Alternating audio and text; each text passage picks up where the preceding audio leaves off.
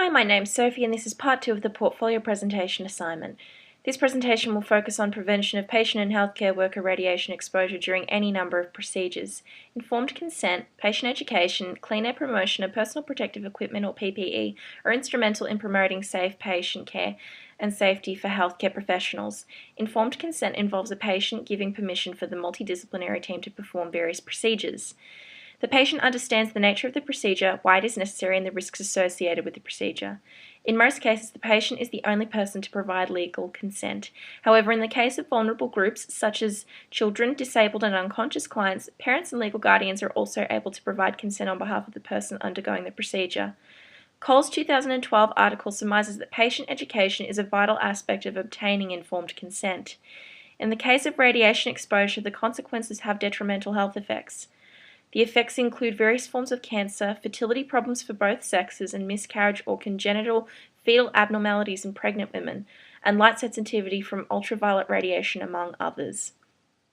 Consent forms are useful in providing clients with the opportunity to ask questions regarding details of the procedure, as well as provide the perioperative nurse with information relevant to the patient, such as their suitability for the intended procedure.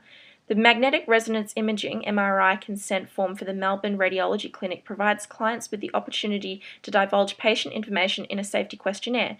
This ensures that patients are given information about the benefits, such as the diagnosis and risks associated with the MRI, before they are to sign the consent form, including the use of radioactive waves.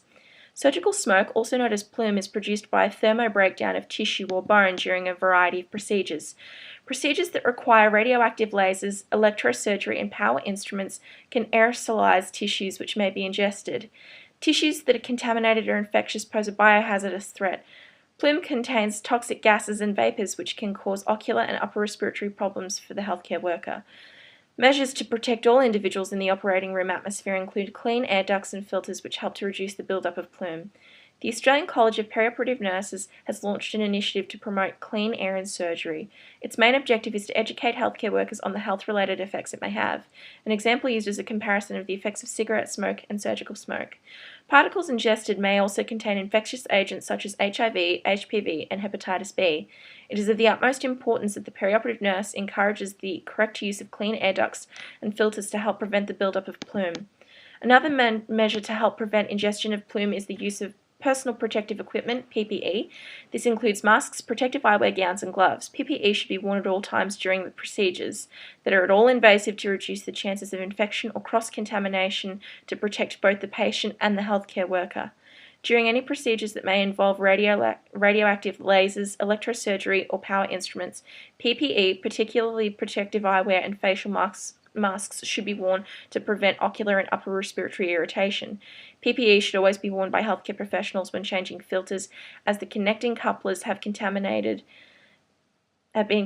with smoke and may be released into the atmosphere once disconnection occurs. Nurses should always follow organisational policy regarding the usage of PPE to protect themselves and their colleagues. Patient safety is at the centre of nursing care. Safety checklists, such as that provided by the World Health Organization, help to ensure that informed surgical consent has been obtained from the patient and that all surgical safety checks have been performed. Radiation exposure is a serious risk to the patient and to healthcare workers, and it is vital to protect every member of the multidisciplinary team through clean air and surgery, education, and PPE. Thank you for watching this presentation.